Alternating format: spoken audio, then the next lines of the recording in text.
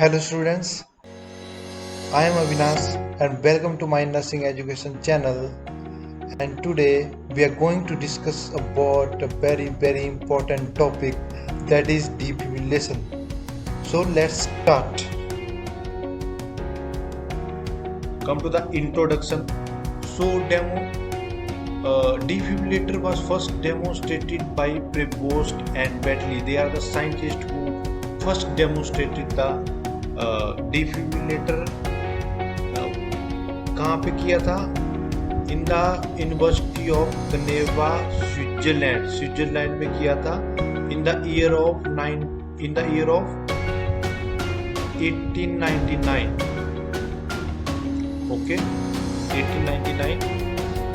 And next is transthoracic defibrillation was first used in a human using alternating current. Okay, जो सबसे पहला human के ऊपर defibrillator use हुआ दैट इज अल्टरनेटिंग करंट, और एक कौन से ईयर में हुआ? इन 1956.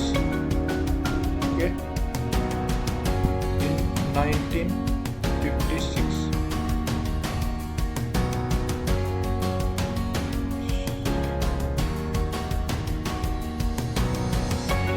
Next is Lone and his co-worker introduced direct current defibrillator. जो direct current defibrillator है, it is introduced by the Lone and his co-worker. And next is electrical cardioversion.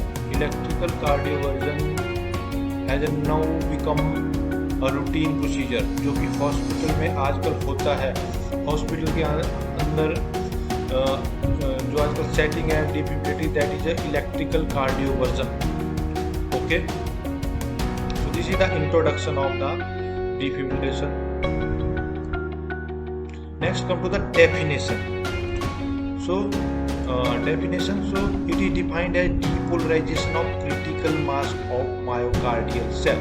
Okay, जो myocardial cell जो heart की layer है that are responsible for contraction of the heart, उनका जो mass है उसको critically और एक ही टाइम पर कॉन्ट्रैक्ट, उसकी डीपोलराइजेशन जब हम करवाते हैं तो कब करवाते हैं? जब ये रीपोलराइज होती है. At the time of repolarisation we deliver the shock and it will lead to the depolarisation of the myocardium, and usually after that sinus node usually resume is pacemaker. ठीक है, जो कि नॉर्मल कार्डिक रिदम का role है उसको रिज्यूम करती है. So this is about defibrillation. Next come to the synchronised cardioversion. Synchronised cardioversion mean it is synchronised with the R wave in a QRS complex. So for example the ECG rhythm. Okay, this is the P wave, Q, R, S and T. Okay, so these are the main waves of the ECG. So synchronized cardioversion is work on the R wave. Okay, it work on the R wave. Synchronized cardioversion में क्या होगा? ये ECG की strip में जब भी R wave बनेगी तो उस टाइम पे ये जो शॉक होगा उसको डिलीवर करेगा, because it is synchronised with R wave. Okay, only R wave. But in case of defibrillator जब फिजिशियन बटन प्रेस करेगा उस टाइम पे शॉक डिलीवर होगा. यूजली कहाँ कब देते हैं? रीपोलराइजेशन के टाइम पे. और जो सिंक्रोनाइज्ड कार्डियोवर्जन होता है उसको हम देंगे at the initiation of R wave. जब R वेव बनती है तो उस टाइम पे हम शॉक देंगे. So these are the difference between two. Next come to the indication of defibrillation. What are the indication of defibrillation?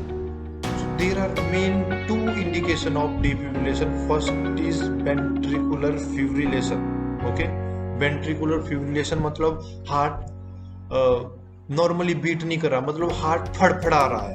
Okay, there are so many electrical impulses triggered in the ventricular, so it is called as ventricular fibrillation. Okay, other than ventricular tachycardia without a pulse. Okay, ventricular tachycardia without a pulse मतलब patient को ventricular tachycardia हो रहा है और उसके साथ patient की अगर हम पल्स असेस करें तो there is a no pulse, we are not able to feeling a pulse. So this condition is called as ventricular tachycardia without a pulse. So this is an emergency situation. In this condition, there is no use of synchronized cardioversion because it is a planned procedure and it needs some time. So in those conditions, we have to defibrillate the patient. Okay. Let's come to the indication for synchronized cardioversion. So first is atrial fibrillation. If a patient has an atrial fibrillation, so it is indicated in the atrial fibrillation. Next is atrial flutters. Okay, so atrial fibrillation and atrial flutters both are the cardiac abnormalities, cardiac common rhythm abnormalities. Okay. And next is supraventricular tachycardia. The patient has supraventricular tachycardia, so it is indicated also in this condition. Next is ventricular tachycardia with a pulse. If the patient has a ventricular tachycardia, means ventricular rhythm is abnormally high, but the patient has a pulse. So it is so these all conditions, in those conditions synchronized cardioversion is indicated. Next हम बात करते हैं types of defibrillation की कौन कौन से types होते हैं. तो सबसे पहले हम बात करते हैं मैनुअल एक्सटर्नल डिफिब्रिलेटर. अब मैं आपको बताता हूँ मैनुअल एक्सटर्नल डिफिब्रिलेटर होता क्या है. ठीक है, जैसे कि आपको यहाँ पे इमेज में दिख रहा है, that is the manual external defibrillator. Okay, इसके अंदर आपको एक स्क्रीन दिख रही है, that is a display. Okay, and यहाँ पे कुछ कंट्रोल पैनल्स हैं and these are the paddles जो कि हम जिनसे हम सॉक लेते हैं. सो 2 पेडल्स होते हैं. तो आइए अब मैं आपको इनके बारे में बताता हूँ. So it require expertise of health care professional. Okay, तो फर्स्टली ये जो मैनुअल एक्सटर्नल डिफिब्रिलेटर, जैसे कि आपको नाम से ही पता लग रहा है ये मैनुअल है, मतलब इसके अंदर हम सब कुछ जो सेट करते हैं that is monitor by the physician और सेट बाय द फिजिशियन. ठीक है, सो इसको मैनुअली जो भी इसके अंदर सेटिंग करनी है वो कर सकते हैं and it can do only by the health care professional. Okay, next is these are used in the conjunction with an electrocardiogram. Okay, इसको यूज करने के लिए हमें इलेक्ट्रोकार्डियोग्राम की जरूरत पड़ती है. इलेक्ट्रोकार्डियोग्राम जो कि मैनुअल एक्सटर्नल डिफिब्रिलेटर आज के टाइम पे जो आ रहे हैं उनके अंदर ऑलरेडी इंस्टॉल्ड होता है. ओके, ऑलरेडी इंस्टॉल्ड होता है, जो कि ये आप यहाँ पे डिस्प्ले देख रहे होंगे. इसी डिस्प्ले के अंदर जो पेशेंट का हार्ट रेट है और पेशेंट का ईसीजी है वो इसी के अंदर आ जाता है.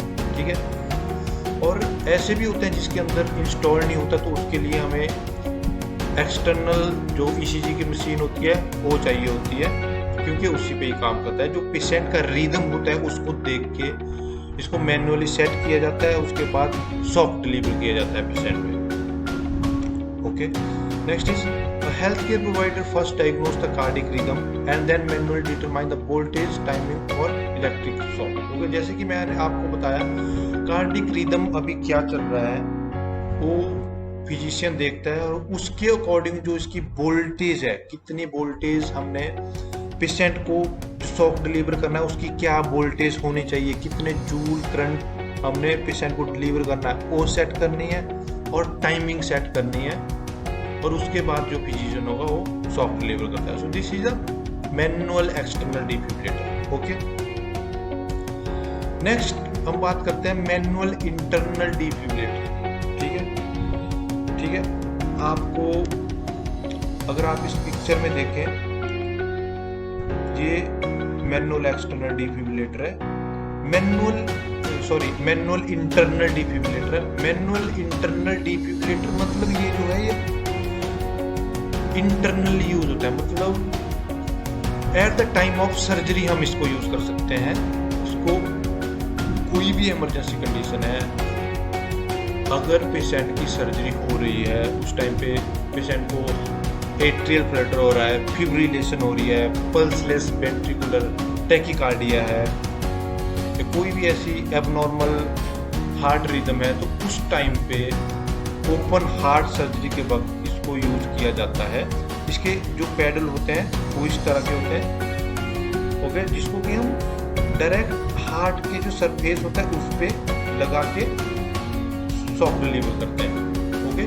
These paddle are directly attached to the heart surface, okay.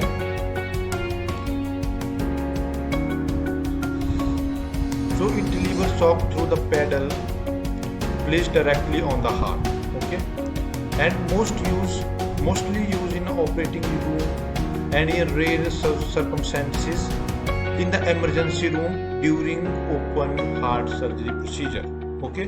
So ये हमेशा open heart surgery के वक्त ही हम इसको यूज करते हैं, that is manual internal defibrillator, okay।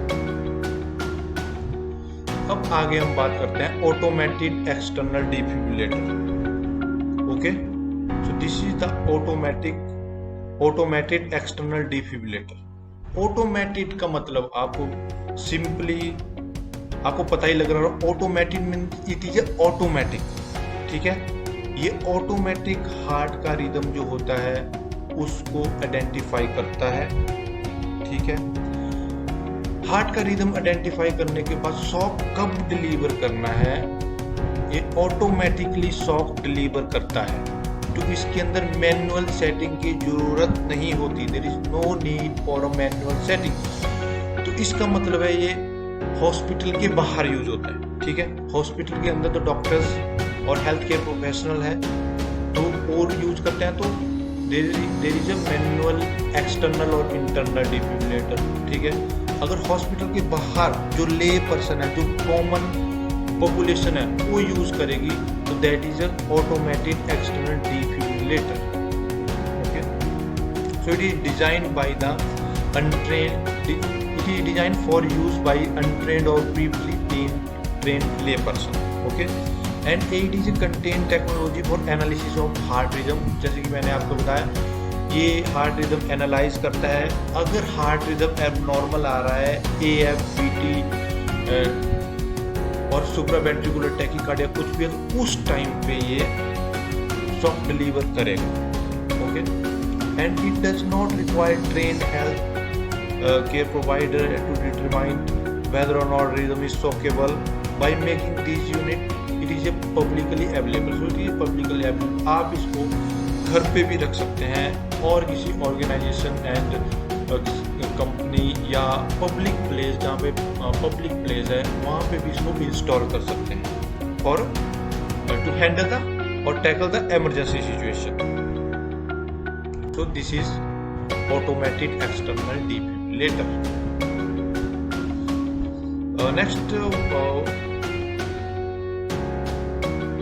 Next is implantable cardioverter defibrillator, okay। So this is the implantable cardioverter defibrillator, okay।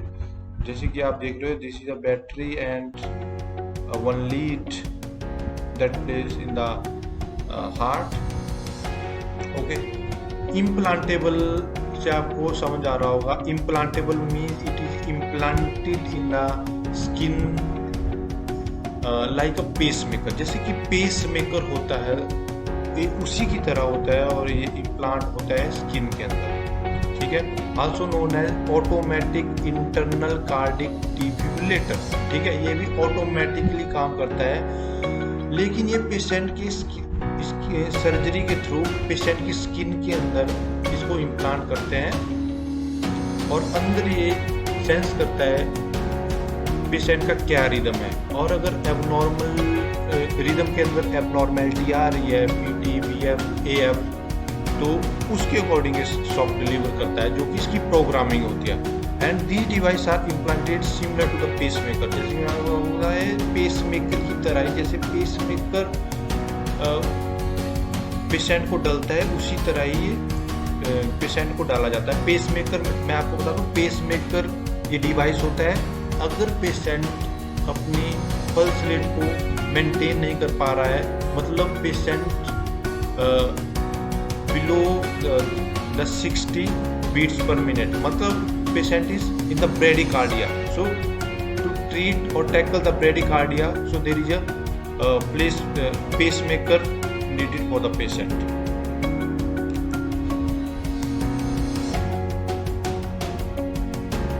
They constantly monitor the patient heart rhythm and automatically administer shock in various life-threatening arrhythmia, जो कि life-threatening arrhythmia हो गया supraventricular tachycardia, ventricular fibrillation, atrial flutter. So जब भी ये sense करेगा abnormal heart rhythm है तो उसी टाइम पे शॉक डिलीवर करेगा, जिससे कि जो हार्ट होगा वो नॉर्मल रिदम में वापस आ जाएगा। तो this is a implantable cardioverter defibrillator. Next is bearable cardioverter defibrillator. Bearable cardioverter defibrillator, जैसे कि आपको ये पिक्चर में दिख रहा है, this is the bearable cardioverter defibrillator.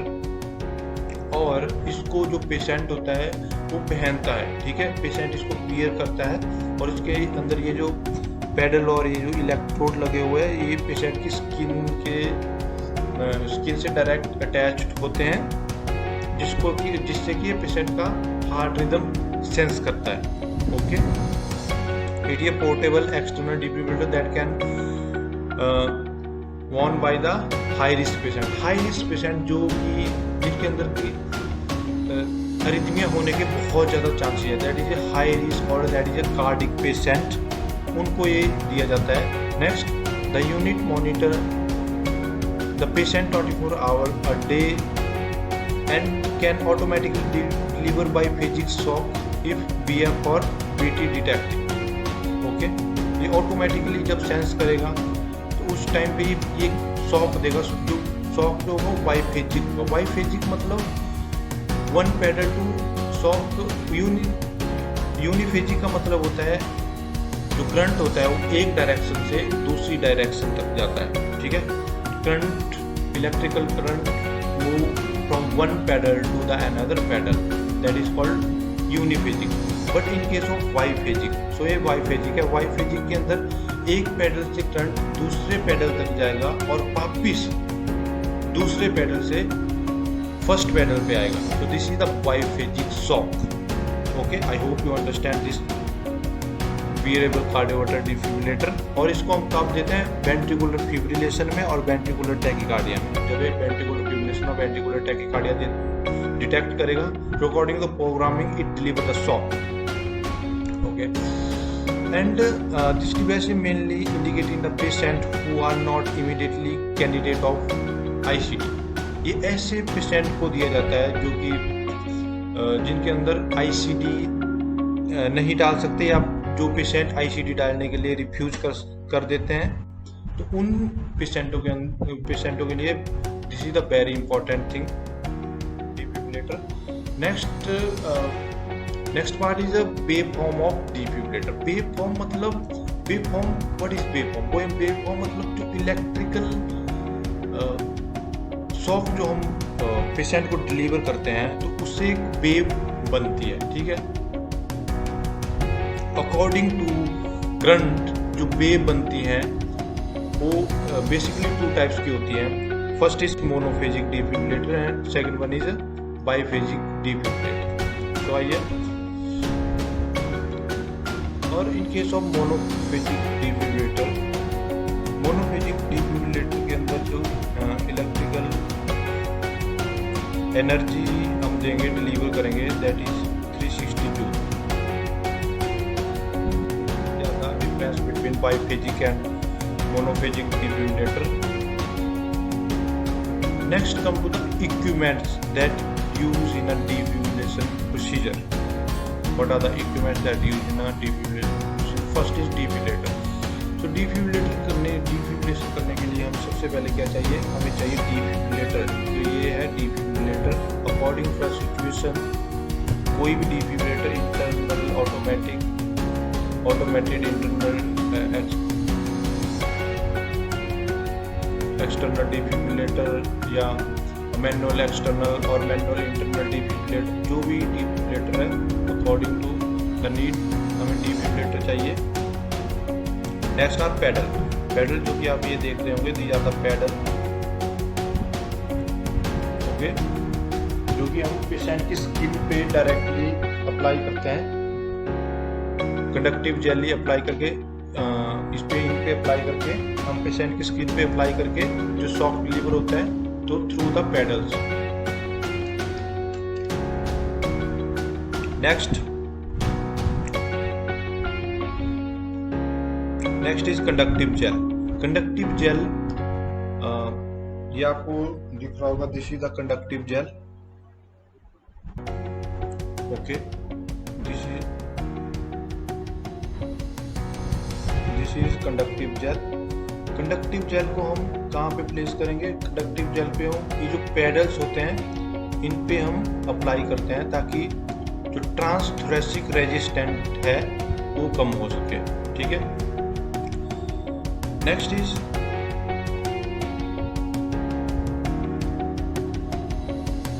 ECG monitor और recorder, okay.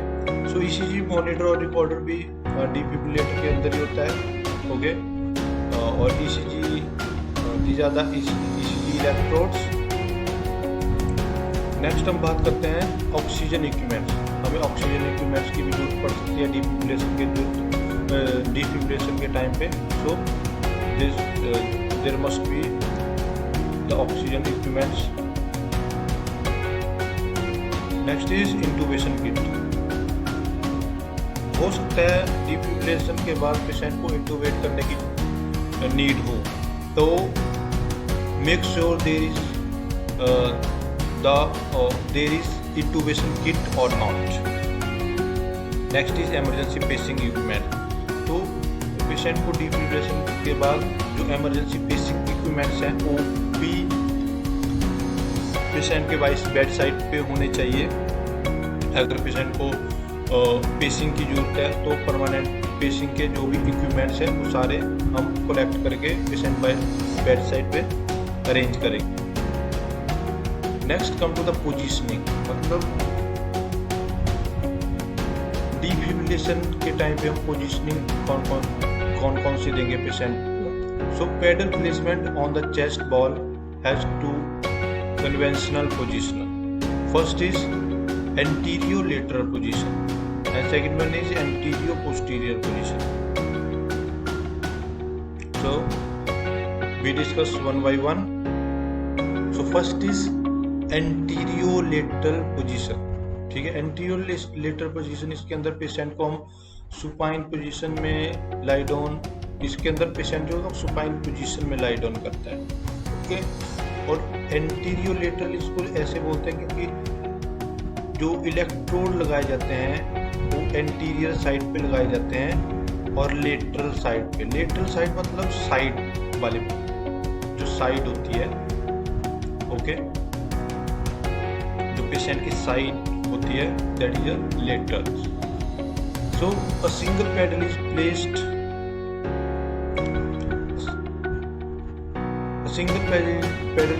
On the left, fourth और fifth intercostal space on the mid axillary line, okay. जो पहला पैडल होता है उसकी प्लेसमेंट कहाँ पे होती है, लेफ्ट साइड की तरफ होती है। और कौन से लेवल पे होती है, फोर्थ और फिफ्थ इंटरकोस्टल स्पेस, ठीक है। इसको हम प्लेस करेंगे फोर्थ और fifth intercostal space at the level of mid axillary line. जो कि मिड एक्सिलरी लाइन होगी तो उसके बीचों बीच हम इस पैडल को प्लेस करेंगे।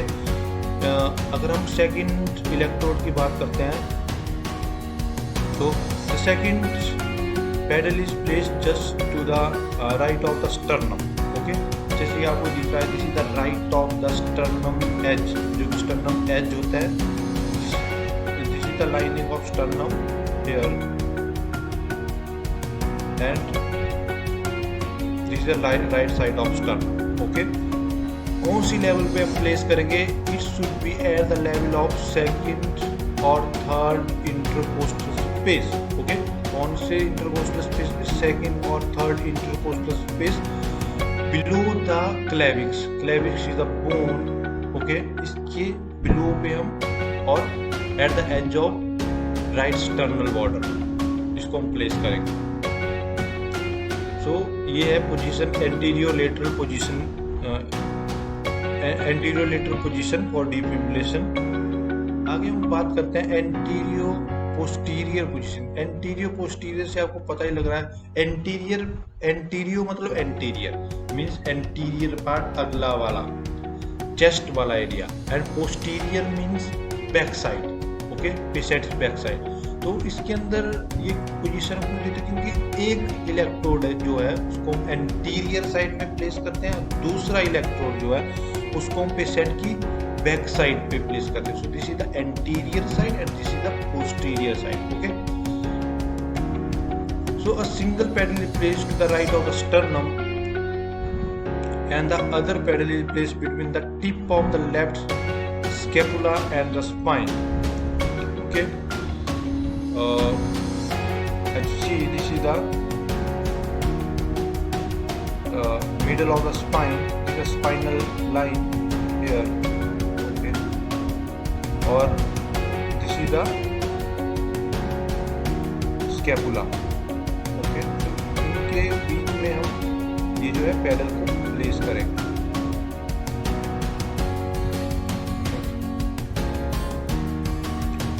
So an anterior position, anterior posterior electrode position is a more effective than the anterior lateral position. जो anterior lateral position होते हैं उससे ज़्यादा effective कौन सी position होती है? ये position, anterior posterior position is a more effective than the anterior lateral position. Okay, अब हम आते हैं प्रोसीजर के ऊपर.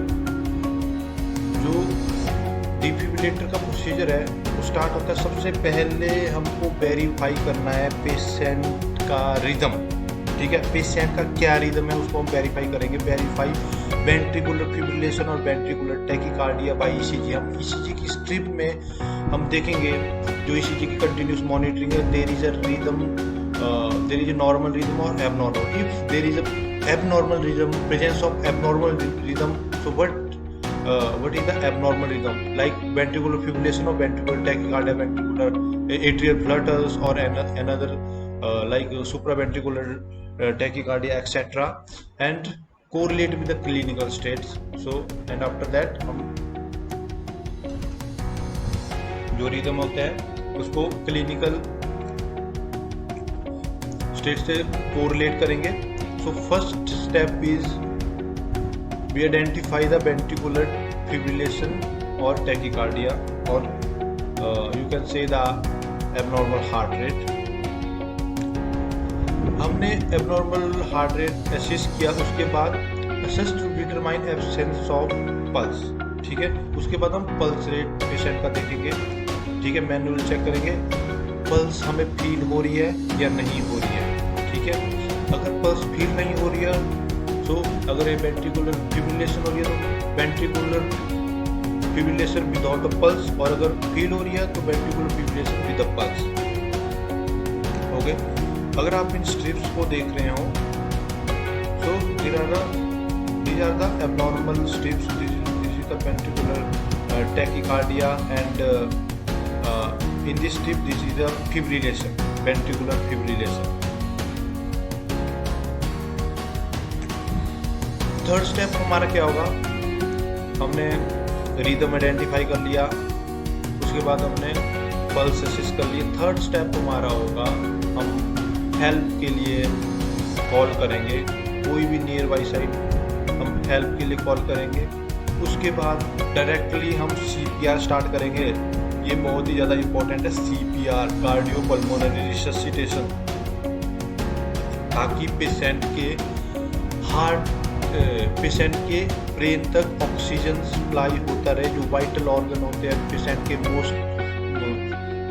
मोस्ट इम्पॉर्टेंटली ब्रेन, उनको ऑक्सीजन और ब्लड की सप्लाई चलती रहे। तो इसके लिए हम CPR स्टार्ट करेंगे जब तक कि हमें डिफिब्रिलेटर मशीन और डिफिब्रिलेटर हमारे बेड साइड तक नहीं आ जाता।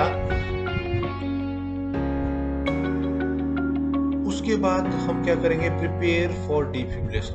ठीक है, जो डिफिब्रिलेटर है उसको हम प्रिपेयर करेंगे। प्रिपेयर हम कैसे करेंगे, first we turn on the defibrillator and rotate the knob to the 200 joule. Okay, सबसे पहले हम डिफिब्रिलेटर को ऑन करेंगे और जो करंट है उसको हम 200 जूल तक चार्ज करेंगे। And then select correct paddles. Paddle को selection of pedal is also very important because there is been two types of pedal. First is adult pedal and another one is a pediatric pedal. ठीक है, सो अगर adult patient है तो हमें हमेशा ये ध्यान रखना है कि वहाँ पे एडल्ट पेडल्स ही यूज हो, ना कि पीडियाट्रिक पेडल। और जहाँ पे पीडियाट्रिक पेशेंट है तो उस टाइम पे हमने डिफिब्रिलेटर में पहले ही पीडियाट्रिक जो पेडल हैं वो इंस्टॉल कर देने हैं। Next, check that defibrillator is in एक synchronous mode.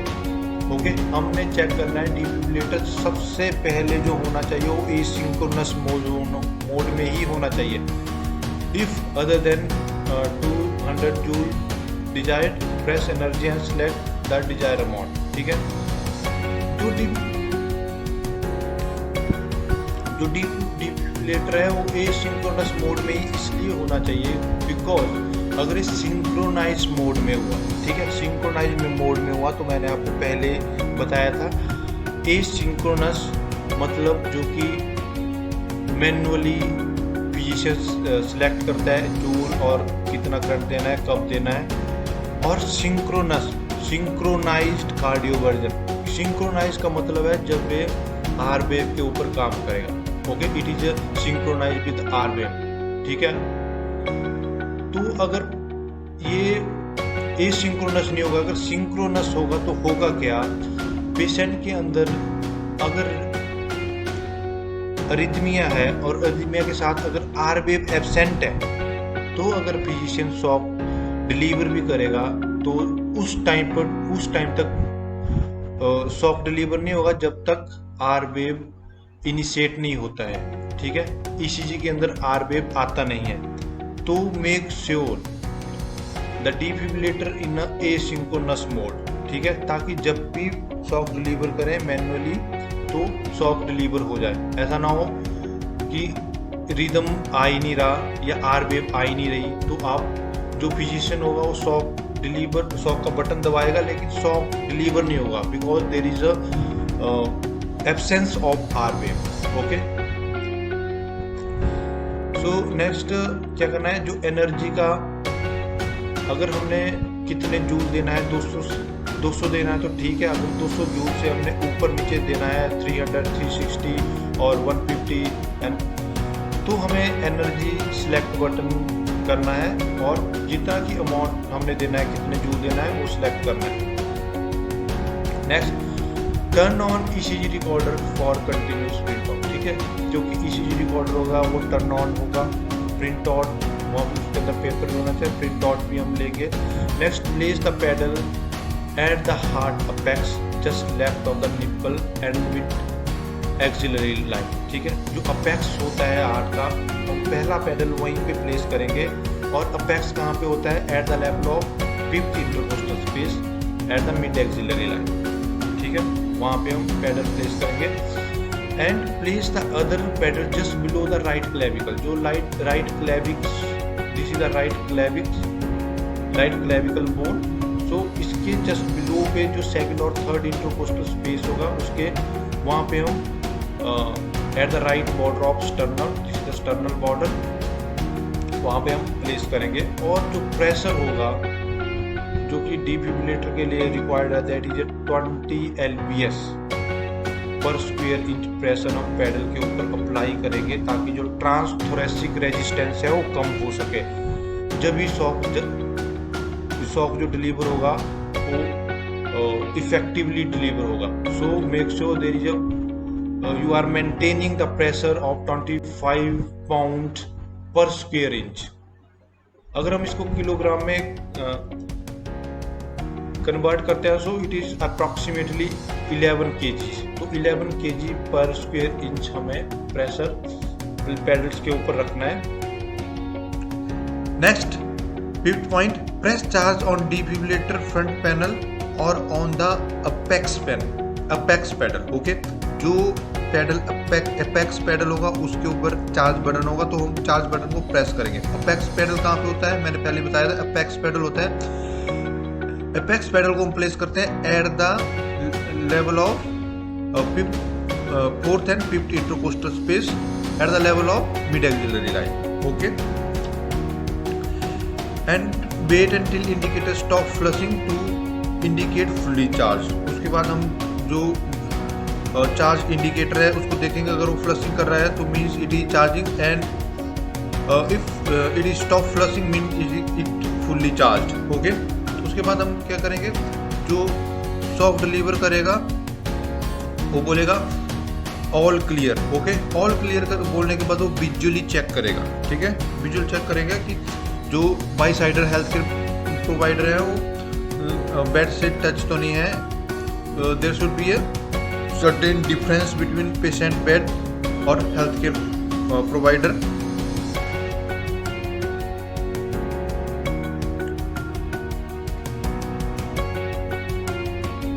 Next, point number 7, check rhythm immediately before discharge. Okay, so immediately before discharging the shock, we check the rhythm of the patient. Is patient in a normal rhythm or in the dysrhythmia? Okay, and after that depress both buttons simultaneously and maintain pressure until electrical current deliver. Okay, जो pedal place करेगा, physician pedal place करेगा, उसके बाद एक firm pressure apply करेगा, that is 25 pound पर inch square. Okay, pressure apply करेगा तो उसके बाद जो बटन्स होते हैं शॉक डिलीवर करने के उनको साइमल्टेनियसली प्रेस करेगा, जिससे कि शॉक डिलीवर होगा. और जब तक प्रेशर मेंटेन करेगा जब तक कि शॉक डिलीवर ना हो जाए. ठीक है, after delivering the shock assess the conversion of dysrhythmia. ठीक है, शॉक डिलीवर हो गया, उसके बाद फिजिशियन फिर से रिदम चेक करेगा पेशेंट का, इफ इट इज कन्वर्ट और नॉट. अगर इफ फर्स्ट डिफिब्रिलेशन अनसक्सेसफुल का मतलब अभी भी एबनॉर्मल रिदम है, तो इमीडिएटली चार्ज पैडल. उसके बाद हम फिर से चार्ज करेंगे पैडल को. कहाँ तक चार्ज करेंगे, 300 जूल तक चार्ज करेंगे. ठीक है, 300 जूल तक चार्ज करने के बाद हम फिर से वही स्टेप रिपीट करेंगे, पेशेंट को शॉक डिलीवर करेंगे. और उसके बाद हम फिर से कार्डिक एरिथमिया देखेंगे, कार्डिक स्ट्रिप देखेंगे, जो ECG स्ट्रिप होती है उसको देखेंगे. कार्डिक रिदम नॉर्मल है, एबनॉर्मल है. अगर एबनॉर्मल है तो उसके बाद हम 360 जूल तक पैडल को चार्ज करेंगे और फिर से इसी स्टेप को दोहराएंगे. उसके बाद हम फिर से देखेंगे. अगर थर्ड अटेम्प्ट भी अनसक्सेसफुल रहता है तो हम उसके बाद शॉक डिलीवर नहीं करेंगे पेशेंट को. उसके बाद हम कंटिन्यू करेंगे CPR और initiate ACLS, advance cardiac life support protocol जो भी होते हैं उनको हम इनिशिएट करेंगे. पेशेंट को CPR देंगे, इंटूबेट कर सकते हैं पेशेंट को, और IV बोलस या IVSS देंगे हम, पेशेंट को फ्लूइड देंगे. And assess patient status of precipitating factor to prevent further decompensation of patient. Next, clean defibrillator or pedals and discard splice and wash rag. Okay, जो defibrillator के pedal होते हैं उनको हम क्लीन करेंगे. ठीक है, ताकि अगली बार अगर किसी पेशेंट को डिफिब्रिलेटर देना हो तो उस टाइम पे हमें डिफिब्रिलेटर के पैडल क्लीन मिले. नेक्स्ट, उसके बाद हम अपने हाथ को वॉश करेंगे, हैंड वॉशिंग करेंगे, और डॉक्यूमेंट जो प्रोसीजर होगा उसकी एक एक डिटेल को हम डॉक्यूमेंट करेंगे. अरेस्ट का टाइम कब था, हमने सॉप कब डिलीवर किया, उसके बाद CPR कितने टाइम पे दिया, वो सब कुछ हम क्लोज शीट पे मेंशन करेंगे। सो दिस इज अ डॉक्यूमेंट, ठीक है। सो सबसे पहले पेशेंट का हमने न्यूरोलॉजिक स्टेटस चेक करना है, ठीक है। न्यूरोलॉजिक स्टेटस पेशेंट का बहुत ही ज़्यादा इंपॉर्टेंट है। पेशेंट की ओरिएंटेशन, टाइम, प्लेस, पर्सन हमने चेक करना है, ठीक है। रेस्पिरेटरी स्टेटस पेशेंट का हमने एसेस करना है, ठीक है। पेशेंट ब्रेडिपीनिया के अंदर या टैकीपीनिया के अंदर तो नहीं है, या एबनॉर्मल अनदर रेस्पिरेटरी स्टेट में तो नहीं है। Cardiovascular status, patient BP maintain कर पा रहा है, पल्स रेट कितना है, ठीक है। वो सब कुछ कार्डिक पैरामीटर हम असेस करेंगे। Next is initiate IV dysrhythmic therapy. Anti dysrhythmic therapy हम पेशेंट को देंगे। एंटी डिसरेथमिक थेरेपीज होती हैं ऐसी थेरेपी जो कि एरिथमिया को एलिवेट करती हैं, ठीक है। फॉर एग्जाम्पल कॉर्ड्रोन होते हैं एट्रियल फिब्रिलेशन या फ्लडर्स के टाइम पे हम कॉर्ड्रोन देते हैं पेशेंट को। तो this is anti dysrhythmic therapy हम पेशेंट को दे सकते हैं। पोस्ट ऑपरेटिव केयर में next time monitor for burn, जो कि हमने सॉफ्ट डिलीवर किया पेशेंट को, अगर वो ज़्यादा हो गया तो पेशेंट को स्किन बर्न भी हो सकता है वहाँ पे, तो उसको मॉनिटर करेंगे, ठीक है। डॉक्यूमेंटेशन हम देखेंगे, ठीक है। सॉफ्ट जो डिफिब्रिलेटर का प्रोसीजर है उसके बाद हम डॉक्यूमेंटेशन देखेंगे। पेशेंट फैमिली को एजुकेट करेंगे, assess understanding of past, current and future needs, मतलब क्या क्या जिनको दिक्कत है वो सब कुछ पेशेंट को और फैमिली को एक्सप्लेन करेंगे। बाद में क्या हो सकता है और किन किन चीज़ों की जरूरत पड़ सकती है पेशेंट को, सब कुछ हम एक्सप्लेन करेंगे फैमिली मेम्बर्स को। अब आता है प्रिकॉशन, ठीक है। So check all equipment for proper grounding to prevent current leakage, ठीक है। हम सारे इक्विपमेंट को चेक करेंगे, ठीक है। और डिफिब्रिलेटर होगा वो टाइम टू टाइम पे उसको चेक करेंगे ताकि वो ठीक रहे और कहीं से करंट लीकेज ना हो, क्योंकि अगर करंट कहीं से शॉर्ट सर्किट हो गया या लीकेज हो गया तो it can be harmful to the health care practitioner. Discontinue temporary pacemaker and other electrical equipment. जब कार्डिक रिदम नॉर्मल आ जाएगा पेशेंट का तो पेसमेकर जो टेम्परेरी पेसमेकर है या इलेक्ट्रिकल इक्विपमेंट है उसको हम डिस्कनेक्ट करेंगे। उसके बाद do not defibrillator directly over the implanted pacemaker. अगर पेशेंट को डिफिब्रिलेटर है तो इम्प्लांटेड पेसमेकर है तो उस पर हम डिफिब्रिलेट नहीं करेंगे। Myocardial necrosis, death of the heart muscle tissue, ठीक है। मायोकार्डियल नेक्रोसिस हो सकता है, अदर कार्डिक अरिथमिया भी हो सकता है। पेशेंट को कोई भी अरिथमिया है उसके बाद हमने पेशेंट को शॉक किया तो पेशेंट किसी और अरिथमिया में चला गया, तो ये कंडीशन भी आ सकती है। तो ज़्यादा complication of defibrillation. So this is the time for summarization. सो today we discussed about introduction of defibrillation, then purposes of defibrillation, types of defibrillation, equipments used in defibrillation, procedure of defibrillation, post-procedural steps of defibrillation, precautions of defibrillation and complication of defibrillation. So if you have any doubt in these, you can ask me and you can ask your question in a comment section, okay. So this is a bibliography, so I taken this all content from this book and these are the internet references. You can go there and for further information. If you have any query, you can put your question in a comment section. I will definitely give the feedback of your question. So thank you very much. See you soon in the next lecture. Thank you very much.